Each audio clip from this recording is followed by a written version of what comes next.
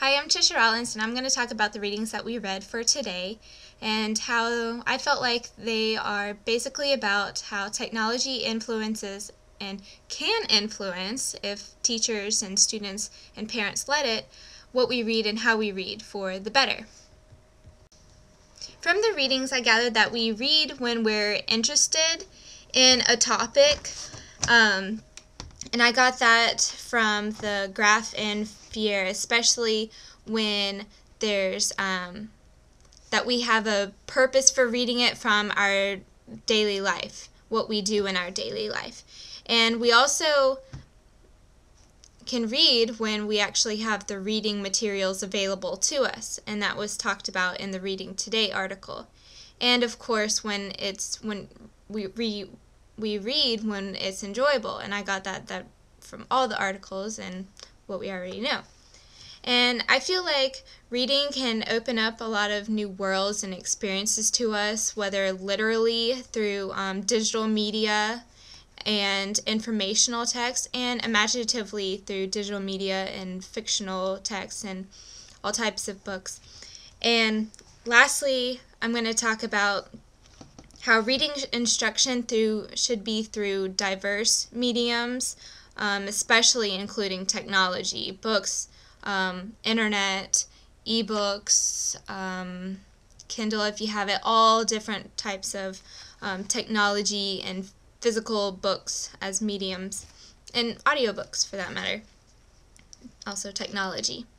And we need to use informational and fictional literature through the Reading Today article. What's hot right now, what needs to be hot, is informational text, because they felt like there's not enough focus on informational text, because that's necessary in other content areas, learning to read informational text, and it's also important for testing, but we shouldn't teach to the test like the articles say, but it's inevitable. And also, reading instruction should be geared toward the student's interest, of course, and like the teachers help keep the dream alive. I felt like that really touched on that school tries to seek out what the students are interested in and doing projects and learning based on what they're interested in, and the teachers share with each other to keep them interested too, and should encourage readers to think critically. Critical thinking is an area that, according to the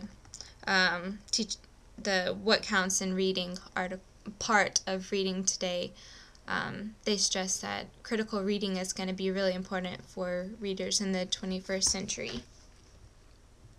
To tie in technology and critical thinking of students and reading things that you're interested in, I wanted to share some examples from my life that I thought of as I was reading these articles.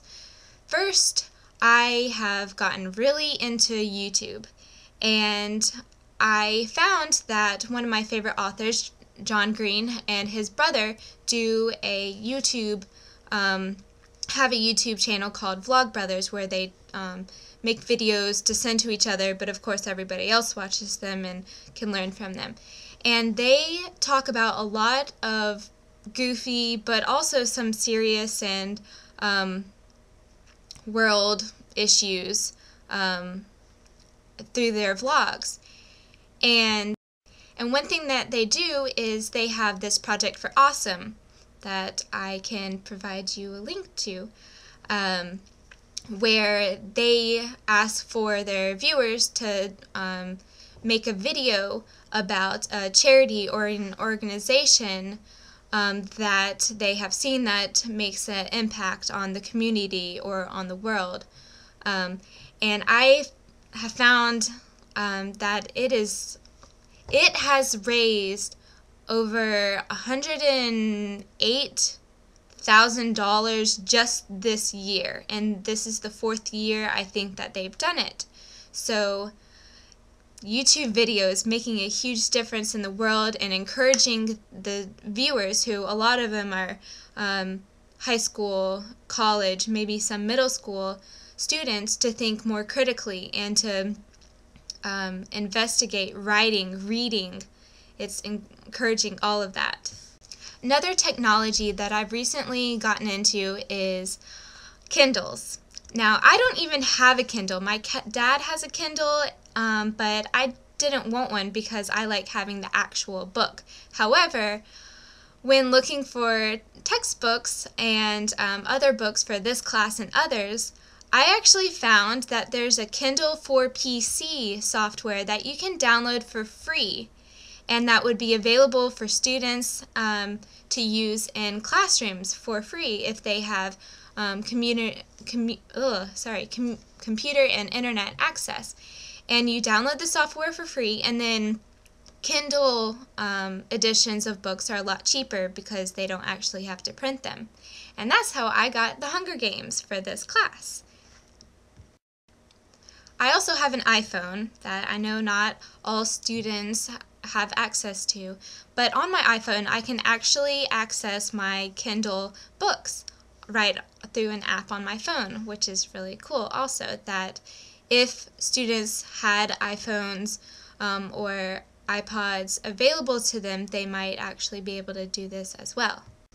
So there already I've just talked about for a few minutes the things that I just thought of off the top of my head about technology and literacy. There are so many more things that I want to learn about and that I have thought of, but I just could go on and on. But last thing I wanted to talk about was